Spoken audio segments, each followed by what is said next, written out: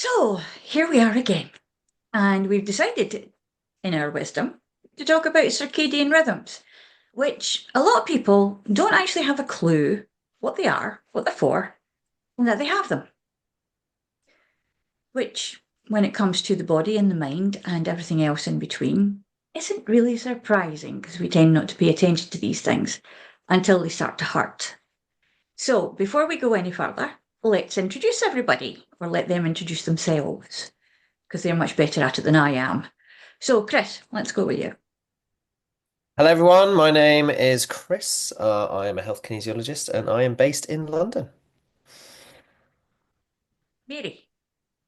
I'm Mary Corbett. I'm a life and small business coach, and I'm one of those people who really doesn't quite understand circadian rhythm. So I'm going to be learning with the audience tonight. Good. Willie. Good evening, everyone. I'm Willie Nicol, retired cop, former corporate security consultant, and now a coach, so it's all the C's. And I help stressed out men. And I have no idea about circadian rhythms either. I can only assume that they were compromised by all the shift work I did. So I don't think I've got a rhythm anymore. Yes, that's another story though, Willie. Angela. Hi, I'm Angela. I'm also a health kinesiologist and I'm a coach as well. And I love working with people who just need a little bit of relief from whatever's going on. And I've got a vague idea on circadian rhythms and I've Googled it too. Aye, aye, aye. Google. The other unconscious mind. Okay, and I'm Leslie, and I am a therapist and shamanic practitioner and have had a little bit of experience with circadian rhythms, particularly my own. And as we just discussed slightly off camera, doing shift work can macerate your circadian rhythms. Circadian rhythms are hormonally charged wavelengths in the body. It's the easiest way to put it. And it's got to do with light and dark.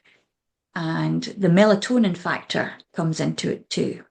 So if your melatonin is not working, then you could be a little bit tired, look a bit like droopy on a bad day when you're trying to get up in the morning. But other than that, it's very important when we are in line with the time of day that we are active at the times when we need to be active. There's a kind of primal amygdala thing that goes on in there about, get up with the sunshine, crack of a blackbird's eye, and you're on for the rest of the day. But we don't do that now because we have made artificial light. And this has brought along a lot of other things like SAD, seasonal affective disorder, and actually it has become a way to treat SAD by using some of that artificial light. So the other things that we can see as therapists are people who are depressed, who are completely tired all the time, who are just, as Angela loves to say, meh, and not really working with the hours of the day, particularly if they're on shift work. So, Willie, since you were on shift work, let's start with you. How do you believe, now that you've heard what I've just burbled on about, how do you believe that circadian rhythms and your shift work have intertwined? Well, it makes a lot of sense because we, back in the day, worked a very odd shift pattern. I understand that you were supposed to do like a day shift, a late shift, and then a night shift. So you were going round the clock, as it were. Naturally enough, the police didn't do that. We did night shift, late shift, early shift, right? So it was totally, excuse my French, arse for elbow. As a result of which you could be constantly tired. Although I was a young fit man at the time. But I was never very keen at getting up at dark o'clock to go for an early shift. Right, so it might be 5 a.m., right? Then night shifts during the winter, you wouldn't see very much sunlight because you'd be travelling to and from work in the dark. And you only have a small window of opportunity to get any daylight in. So I don't know how the people in the Northern Hemisphere do it when they have like 23-hour nights and whatnot. So it makes sense. And now that I'm considerably more mature, I won't use the word older, right? I can see how these rhythms would affect you and your energy levels and your mood, for that matter. which must have an impact on your mental well-being. Yeah, it's interesting because it's like in Finland, particularly where the land of the midnight sun, you get 6 months of almost complete daylight, and then the lights just go out, and that's it. You're done. And I think that earlier on, a long time ago, they said that the suicide rates and the rates of depression in those areas where that was happening were very, very high. However, they have kind of managed to deal with it now. Angela, what about you? You do some interesting work hours, don't you? Yeah, it's an interesting one. I'd never called myself a morning person, and I've written about chronotypes and what's going on, and the fact that there needs to be the different timings for humanity. And if you think about back to the days of hunters and gatherers, if everybody went to sleep at the same time and everybody got up at the same time, then there was nobody then protecting when everyone was asleep. So I think there was always that reason to have some people doing different things. So not just relying on the clock time or when the sun is up, and actually having those different aspects. And I think it's an interesting one that I don't think everyone's fallen into factory work shifts, which is what the vast majority of the population do. Obviously, yes, there are shift workers, but with shift work, I'm assuming for most people, it's a pattern, and they're not always doing the same time periods. So I think there is that need to acknowledge that we've got different times, and then if you look at teenagers and the way their brains are developing, first thing in the morning for most teenagers is not a good time. So expect them to be in school from 9 o'clock in the morning and all of that aspect. I think there's a big debate maybe coming as to what we can do to actually work to what is best for the individual. And thankfully, with work-life balance being a buzzword and the fact that people are working from home, the flexibility of schedules is starting to creep in, but I do think there's still a lot to go from that perspective. But the other types of things I see with what I'm working with is that your sleeping and waking cycle is different, and it might change based on the seasons and when you've got longer days and shorter days. And also your temperature might not fluctuate in the way you would expect it to, and your digestive system as well. So I have got a number of clients that I'm seeing with digestive challenges, potentially based on the time of night that they're eating. So yeah, there's lots of different things that can come through from, I guess, your circadian rhythms or your chronotype, whichever way you want to call it. Yeah, I think I'm just suffering from a really, really chronic case of arrested adolescence. So, Mary, Doesn't surprise me, Leslie. Well, no, it didn't surprise me either. well, I'm very definitely your person who is a morning person. And yet, so I will naturally wake sometime between 6 and 6:30 in the morning. Many years ago, about, oh, I think it's at least 10 years now, I stopped closing the curtains on the window of my bedroom. And so the light just gently wakes me. And yet, I still wake before the light in the middle of winter. I wake around 6:30 at the latest. And if I sleep later, I just need it. So I don't let it worry me. Now, I do use an alarm just in case. I don't quite trust my natural body to wake up all the time, but I'm usually awake beforehand. And I do find that rather than it being a daily thing, my big thing is that in the winter time, I like to hibernate. I'm a real shut down with that. When once early evening comes in the winter, come 3, 4 o'clock, I'm done. I don't like doing things in the evening time. This is a major achievement. I'm focusing, and it's what it's as we're recording this, it's gone 6 o'clock in the evening. That's late for me to actually have my brain in gear. Massive. But I think being aware of what suits us and in as far as possible living within what suits us takes a whole pile of stress away.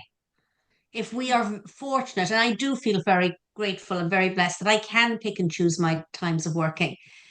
If we can choose that and work within when we feel best for work and do our highly focused work when it actually suits us, we become much more productive, much more efficient, and and we have less stress. So, I'm a big fan of it. Be aware of what's right for you as an individual. I mightn't understand all the science, but we do understand how we feel. So I don't think it's essentially necessary to understand all the science, but listening and paying attention to when can I concentrate most easily? When do I feel energized? And being aware of how we feel, I think if we can pay attention to that, we can reduce our stress levels massively. It's a good point because we've got micromanagers that go about saying you have to be here at at this time and you have to be active at this time. Whereas I find myself really quite amazingly mind active about 2 o'clock in the morning. But that might just be me. Chris. Well, I have to admit, I'm just sitting here after listening to all of you, feeling very grateful I can set my own schedule and that I am in a fortunate position to be able to do so, where I would say a majority of people are stuck on a 9 to 5, if you can be that sort of confined or specific. Um, yeah, I mean, referring to that, the 9 to 5, it seems as if we've created systems that look great in patterns, they function, they work, and everything revolves around it. But as Angela said, is that the actual system that works properly within natural rhythms? And then the second layer, individually. So I suppose again, I'm not I have circadian rhythms for me. I've been more aligned to the sort of Chinese when does an organ or meridians are most activated and energized, which I'm assuming there is a big correlation here between the two. Yeah. And that's the cycle that I've been studying and working with more recently with my own practices. But now that we've been talking about it, I'm noticing the shift work pattern you talked about, Willie. I grew up in a bed and breakfast, and we had quite a few recently, and a gentleman who only worked nights for a year, and he's got into his sort of later ages, brain fog, inability to recall certain instances. There's a lot of symptoms that seem to be coming, and the last thing he thought about was his shift work. Like he thought about everything else, but it was never the work pattern or the conform, well, not conform, but it was just what you had to do, so you do it. And I suppose that loops back around to what I was saying earlier. There's a lot of pressure to conform within a certain pattern, within a certain way, and that creates a lot of tension. And that's why, again, Mary, I think you're right. We may have to do things, and we may have all this information. It's very overwhelming, but ultimately, we know in here. At least we should be trusting that we know in here. Whether you like it or not, the universe trusts you to do the best thing. And sometimes I feel like we forget that or we get lost in that. So I suppose, yeah, I'm just feeling quite grateful I can set my rhythms. And I suppose I'm looking at my patterns now. For years, I rejected being a morning person. I completely rejected it in a misspent youth, wanting to stay up late and be a night owl and go out and do the weekends. That's what I lived for, my late teens, early 20s. But actually, as I've gotten older, I've realized now my productive periods, I wake up similar times between sort of 6 and 7. That seems to be my calling time. I start to naturally get tired around 3 o'clock. So I've built my system now where I do a morning shift. I try not to eat. I'll sometimes, if I'm fasting, I'll eat later, late morning, something like that. But then if it comes into the afternoon, I will take a break around between sort of 2 and 4. I will just take a break, even if I've only done an hour's work, and then I'll do a shift later on because that's when I know my cycles are. And that's when I know I've got those boosts and I can use that and harness that to be productive rather than just busy. Because it's very easy to fall into the busy mode. I think there's So something really interesting in what you're saying, Christopher, because even if you take your standard, your person who's office based, as distinct from production operators on a production line where they've been micromanaged, you do A, B, C, D. But if you do have the luxury of being in an office where you can block out your calendar so that you can do your concentrated work, where you can manipulate. You mightn't get everything right, but you can do little things mm, that will help you, that will mind you in the sense of, like, I'm going to cite my own son as an example. He moved to Spain because he's not a morning person and he works with the US company. So his day starts at 11 o'clock local time. It suits him perfectly. He eases himself up in the morning. floats around, goes for a coffee, comes back, sits down, everything. The world is a wonderful place. Now, he's fortunate in that he was able to, okay, how can I make it work for me? Does he sometimes get up and start work at 9? Yes. Does he sometimes work into the night until midnight? Yes. But the majority of his workday, he has found he works when he is at his best, and unused time differences and time zones to make it work for him. Now, is he very Genius. lucky? Absolutely, absolutely.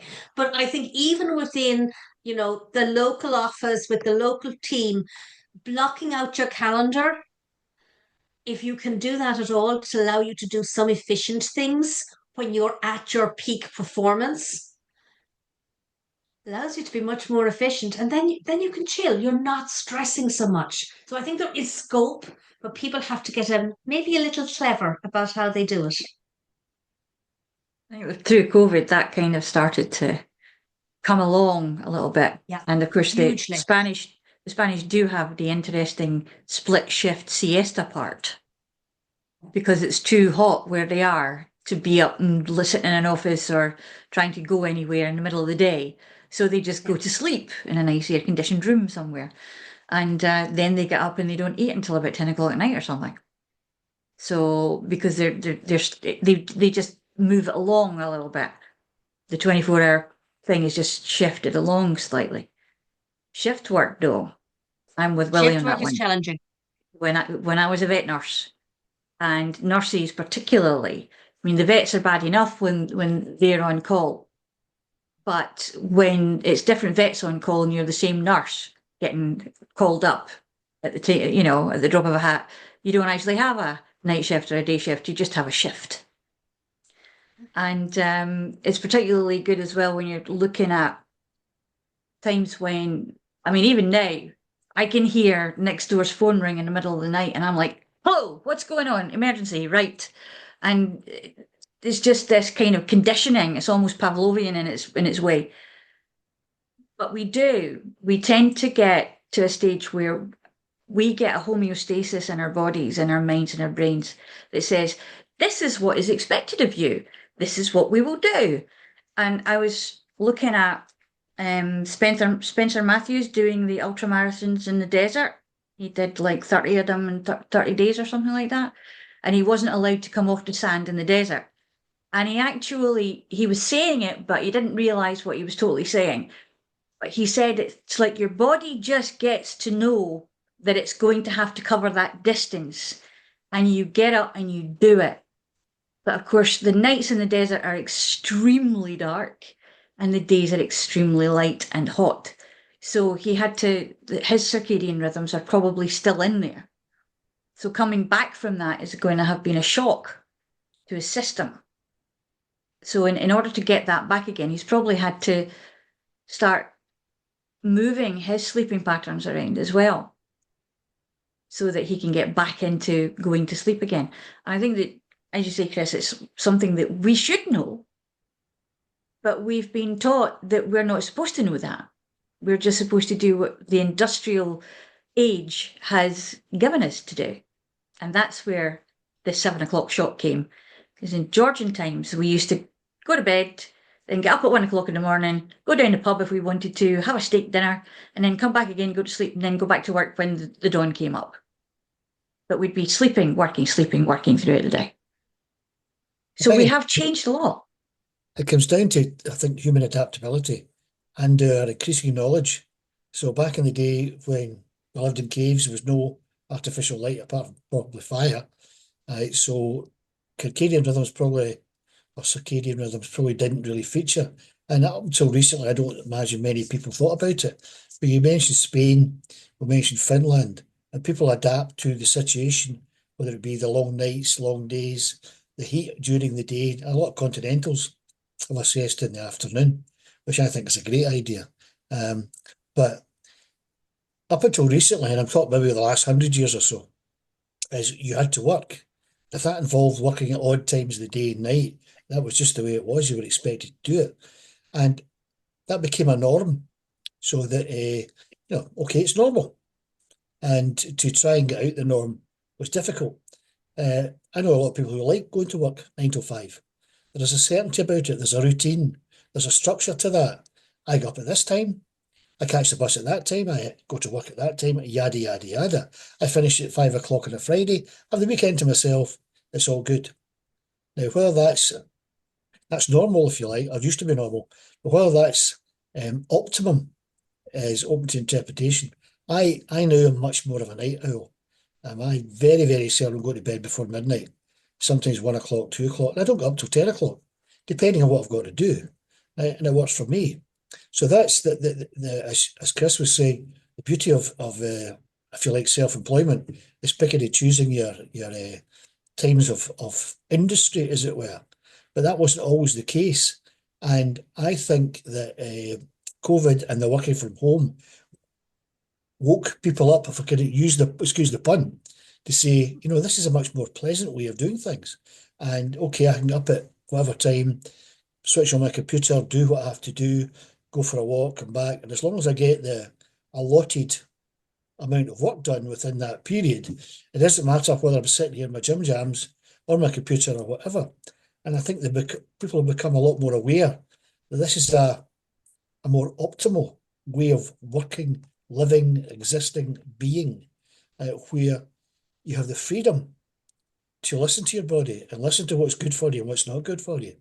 Okay, poor cops still have to work shifts, nurses still have to work shifts, other occupations and industry have to work shifts, because that's just the way it is. But I think there's a growing realisation that perhaps we can optimise even the shift work in such a way that we look after ourselves. So that can only be a good thing, I believe. I love Good that luck. idea of optimization. It sounds like a job for AI to me. It does all these other things. Why is it taking the creative jobs? Let's do the boring stuff. Let's give it the rhythms. Let's say, hey, look, plan this out for us. This is it though. We like routine. As a species, we like routine. We like to know where we are, what we're doing, and when we're doing it. But I think that Willie was right. There are certain professions based on the way the world is currently structured, like nurses, like doctors, like some of the production factory operators, where there will be shifts. So looking and investigating, making those work is so worthwhile. Sorry, excuse me. So like there has to be a way where we can make it work, make it as minimally damaging to people as possible. The idea of doing an early shift and a late shift every couple of days, something just doesn't feel right when you describe it like that. Doing 3 days on, 4 days off, something doesn't feel right about that because your body's all over the place. It doesn't know when day and night is. And I wonder, is there a better way of doing it? Some of the studies actually say that even if you've got your 9 to 5 and you're doing the weekend, you should get up at the same time in the weekend as well as you do every other day. Otherwise, you do tend to knock your rhythm off as I far almost as, get up at the same the time. I don't understand this concept of sleeping in. Does Oh, it you're happen missing out. occasionally? Yes. It does. It does happen You're occasionally, totally but missing generally, out. I wake at the same time. It doesn't matter what time I go to bed at. I can go and do something, and I'll still wake the following day. That's my waking time. So I might wake up at the same time. Whether I actually force myself out of bed or I force myself back to sleep is a different matter. See, once I wake, I want my breakfast, so I have to get up. See, that's a circadian rhythm. That's what It happens. probably is. It probably is. But I would Yeah. never fight it. To me, I think routine and doing the same time of day or in or around the same time of day every day makes somewhere in my brain it says that makes sense to me. It feels right. So run with it. So yeah, it probably is circadian rhythm. I just do it because it feels good. This is it. And You didn't know interestingly, you did. the thought of that does not feel good to me at all. And I never did, even when I did the 9 to 5, I never had the same wake up time at the weekends. And if I did, there was blue language being used if I had to get up at the weekends or all those types of things. So I was never from that perspective. And I think I do definitely resonate with the concept of the night owl. I will work later. I do seem to get more productive the later on that I work. And therefore I don't want to get up at stupid o'clock in my in my opinion. So while I may tend to wake up around about 7:30, 8 o'clock, if I know I've not got anything on early, I'll then choose, am I going to get up and do stuff? Or am I going to have another hour's kip? And I can very easily go straight back to sleep. But that's the beauty of choice, isn't it? Like Absolutely. we are in the first position and we can make these choices as opposed to, it's 7:30, I need to get up to catch the 8:30 bus, right? Or whatever, right? Or to make that deadline or so on and so forth. And the dichotomy is that if you look at Maslow's hierarchy of needs, we want framework and structure and certainty. So the 9 to 5 or whatever it happens to be provides that, but it doesn't provide flexibility and the ability to optimize our own mental and physical well-being around circadian rhythms or whatever they call them, or around what feels best for us.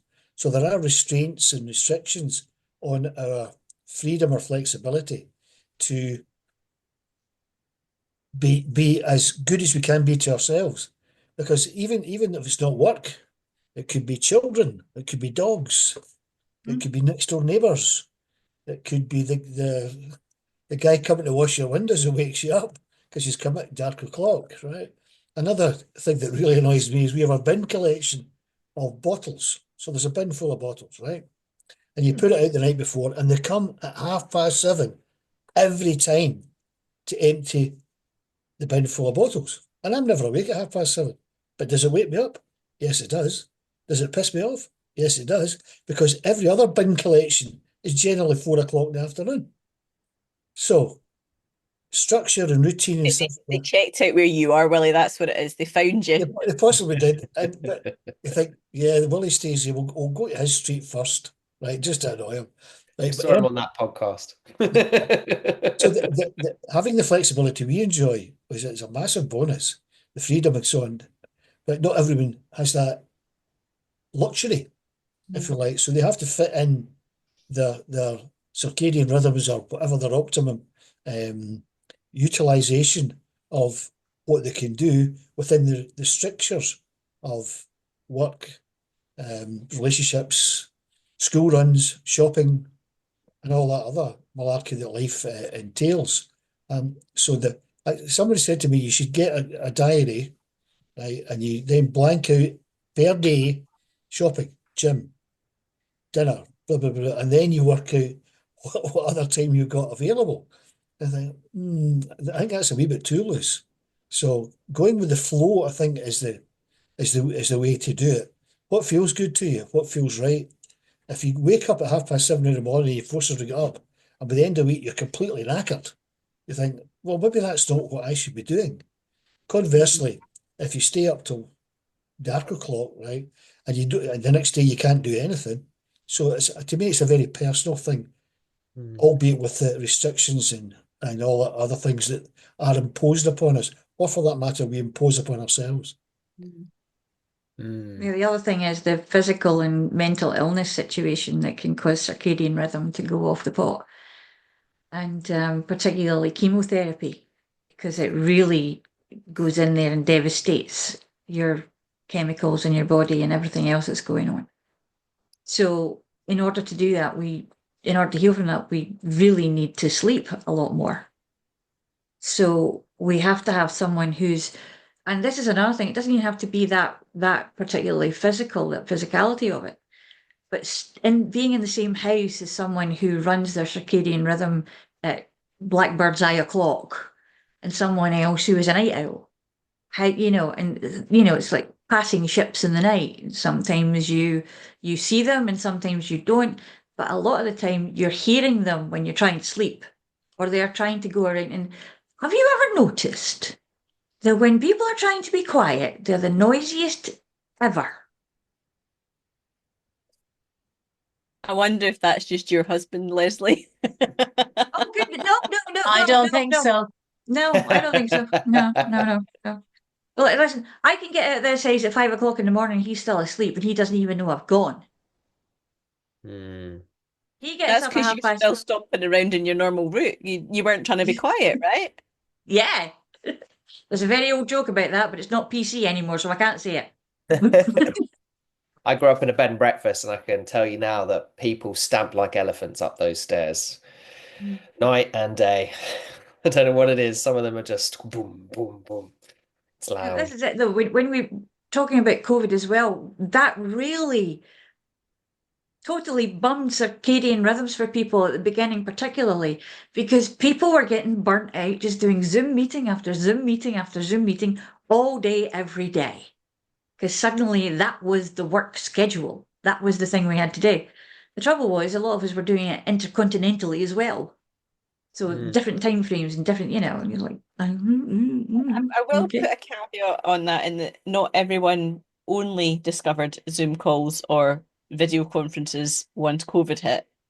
My job prior to COVID, I was on back-to-back meetings and video calls all day around the globe, just the same for 5 years. So And not this is your normality. everyone. But this is Mm. your normality. Absolutely. So I was sorted. Yeah, you're totally sorted. I was in my happy place. There were quite a few people, though, who were so discombobulated by it that they didn't realise they were showing parts of themselves they didn't mean to show. That's a learning curve for some people, I think. It was a learning curve. Mm. But I also think, though, that the whole COVID experience was people discovered things. They actually became more attentive to when they could work and when they couldn't, and what helps them to concentrate. Because the great thing about Zoom calls was they could switch them off. They could go on mute. They didn't actually have to look like they were paying attention. They could be typing away. So there's pros and cons and everything, but I think self-awareness is critical. And that self-awareness of when I'm effective and when I'm not, and what works for me and what doesn't. And the confidence then to say, with whoever we're working with, listen, to get the best out of me, can I have this block of time when nobody actually talks to me? Or can I have this block of time when we actually talk? Mm. I think if we can, I mean, I'm very conscious. I was a lot of companies are very much doing this, get people back into the office and undo all the learning they've managed to do in the last few years that actually helped people and helped them to become highly efficient. And they're going, doing this. So Mm. there's a whole mix. It's not one simple solution. No, No, but I it's, love that. it's I think Sorry. that's so important. Because I'm just thinking here, like if circadian rhythms is so important to our day, well then let's take a step back and say, well, what does our circadian week look like? How are we nourishing ourselves? We have 7 days. Do we get everything we need in 7 days? Surely it's enough to nourish our mind, body, and soul, and with good food and a bit of health and some socializing and I agree. There's this tension between individual customization and really knowing and using that as a chance to connect with what suits you with the wider picture of the things that just have rhythms that we live in as a society. And we've got to find that fine line between the two, but we are still at the center of it. And we've got to prioritize. And we've got to know what that priority looks like. And it has a rhythm and we'll find it. And trusting that we will get there and that it will come. And it just takes a little bit of experimentation and a bit of discipline, which seems to be the two. It's that flexibility with discipline that seems to get the best out of us. oh, you said the naughty word. Discipline. Wow. Discipline? How dare you? Hey, we got to do it sometimes. I Being exercise twice a disciplined and week without structure. fail. It suits me. I have to do it. Willie. I think there's a flip side that you give people too much freedom. So the imposition of you will come back to the office 5 days a week. Like people are rebelling against that because they're quite used to doing their Peloton circuits and take the dog for a walk when they're actually supposed to be bloody working, right? So you only have to look at certain government agencies that when the working from home thing happened, efficiency and productivity went down the toilet. You couldn't get a passport. You couldn't get your driver license renewed. You couldn't get probate done. You couldn't get this done because people thought, oh, you beauty. I can sit here in my gym jams and play Space Invaders all day when people think I'm working.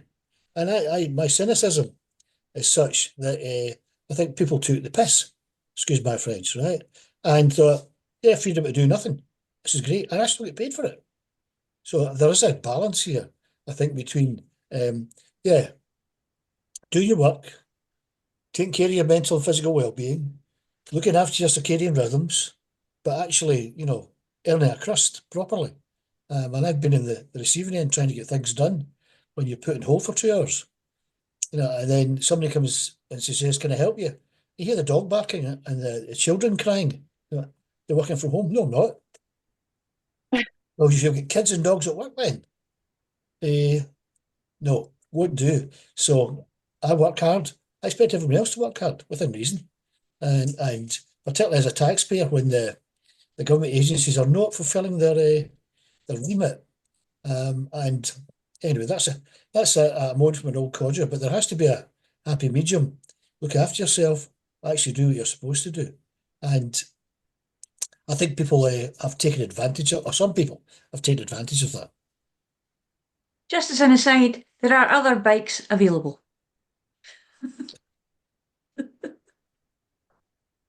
In case we get done for product placement or something like that.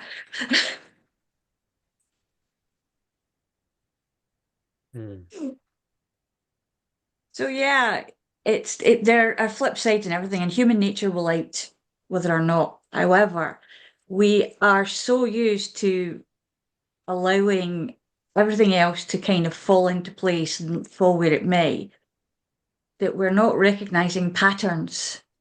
And that's where, we feel that we're upset for some reason because our routine's been upset, but we're not quite sure where we're feeling it and why we're feeling it.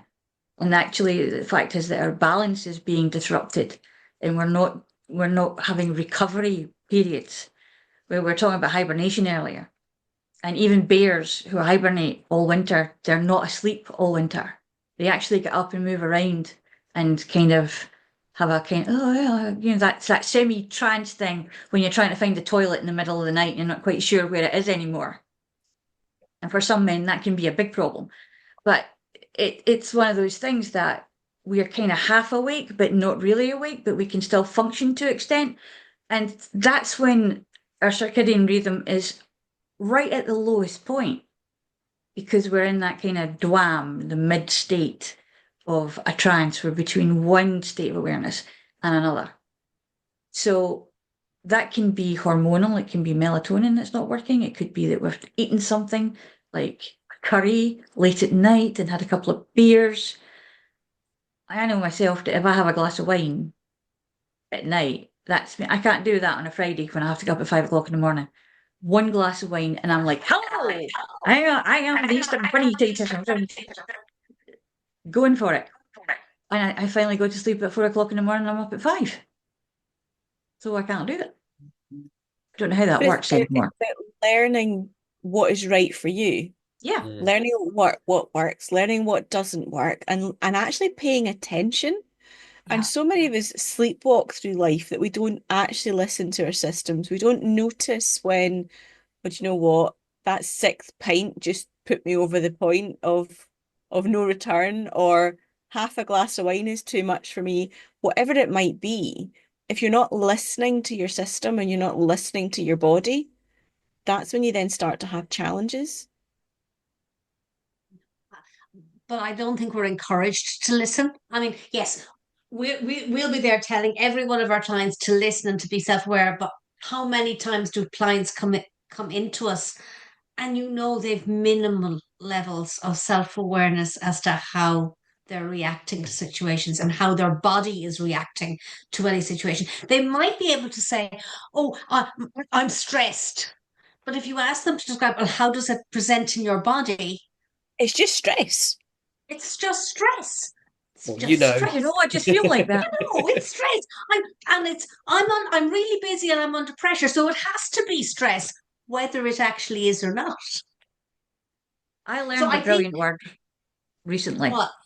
The word selfist. Being selfist is not being selfish, it's looking after yourself. Self and first. It's putting yourself first. So this is where particularly some members of the humanity are led to believe and given the belief that they have to sublimate themselves in order to be nice, to be seen as nice, to be lovable, to be, nobody's going to like you if you keep saying no. Nobody's going to like you if you don't do this. Nobody's going to like you if how dare What you do not you eat mean up all you've your got dinner? boundaries? Yes. Yes. I was brought up, well, you know about my grandmother and my sweary word. Grabbed me by the back end of the dungarees, took me down to the police station, put me on the counter and said, "She's been swearing, Alec." Right then. And they locked me in a bloody cell. I was 4. I've had a very healthy respect for the police since then, Willie. I can tell you. Well, I can understand the value in that lesson. I doubt if it would happen. But to go back to what Mary said or what Chris said, self-awareness is hugely underrated. People who are self-aware are very few and far between. And the next thing is combine that with self-discipline. So Yeah. if you're self-aware enough to know what works for you and doesn't work for you, and then have the self-discipline to implement processes is not the right word. Right. Implement what works and what doesn't work. So first of all, you got to know what does and doesn't work. Then you have to have the discipline to implement that process. Right. I'm doing this because it works for me, and that's the way it is. If people don't like it, well, naughty word. And because it works for me. Self-fist or self-first. Why not? Because if you don't look after yourself, who else is going to look after you? And if you do look after yourself, you're in a much better position thereafter to look after other people. The old day, you're on a plane, the oxygen mask comes down, you know that script, right? Yeah. So be self-aware what works and what doesn't work for you. And if it doesn't work for you, why are you still doing it? Find out what does work for you, and then have the discipline or willpower or whatever you want to call it. Yeah, I'm going to do that. Yes, there will be times when it's not always possible because you have other, as I said before, restrictions, strictures, work, family, relationships, going to the shops, whatever it happens to be, because you still need to eat. But find out what works, use that, continue with it. And who knows, that might work for you. Think, I can make that work even better. If I just tweak that a wee bit, I'll be even better. So, but if you're not sufficiently self-aware, sit there and repeat the old Scottish phrase, if you do what you've always done, you'll get what you always got. Baby steps, though. Yeah, baby steps. Baby Because steps. if you 100%. if you suddenly go in and it's like when we see these things, we go, yes, I love that idea. I'm going to do that. I'm going to embrace that. And it's just going to be me. I'm going to be fully myself and it's going to be wonderful. And then you just look at it and you're like, hang on a minute, I've bitten off more than I can chew here, so I'm just going to give up. Or you go back to the real world and you go back to your cycle of work and your cycle of the people around you and your home life. Well, that happened to me recently. Yeah, the workshop you'd gone to, that's a distant memory. It was a nice to have. Nice day out. Nice day out. Felt great. Don't know how to make it work any further than that. But this is it. If you do it, if you actually are taught to do it in small ways to begin with, they start to build on themselves. So in order to change your sleep patterns, you don't suddenly go to bed at 7 o'clock at night and expect to go to sleep just like that. But if you're usually going to bed about 1 o'clock in the morning, why not go to bed at 12:30? Yeah. And then a couple of days later, go to bed at 11:30. And work it down until you've got the place where you want to be, where you're getting optimum sleep. And allow yourself to screw it up. Allow yourself to just say, oh, I slept in. Oh, but I really needed that. Or did you? Are you feeling extra tired after you lie in? Maybe you could have got up and done a few things and then go a little Spanish in the afternoon. I do support a good nap, but I would like to also point out that if it doesn't feel right to do that shift, don't do it. If bringing your times forwards doesn't work, don't do it. If you've got to get up once or twice early, then fine, do it for those days. But if you don't have to shift, don't shift. And understand that nothing comes in a vacuum. That if your food, your digestive system is awake at a certain time, if it's sluggish, you're going to feel really tired, and sometimes you're going to get to want to sleep after. Called the postprandial nap, which basically means that it's the most vulnerable time for an animal species is after food. They go and have a sleep. You've seen the lions under the trees in the savannas. There could be a whole herd of wildebeest going by and they don't care because they've already had something, they've chewed on something, and they're full and complete and replete. So just remember that. What you eat also is going to cause differences in whether or not you're awake and aware. There's a whole gamut of information out there. However, don't be overwhelmed. Think about it. Watch your patterns. Look at how it fits for you. If you're feeling good and you're up there and you want to do it again, that's fine. And then the winter might come and you'll go, oh, I don't really know about that. Then there are things you can try, but we might talk about that another day. So until then, everybody, bye for now, and we'll see you next time.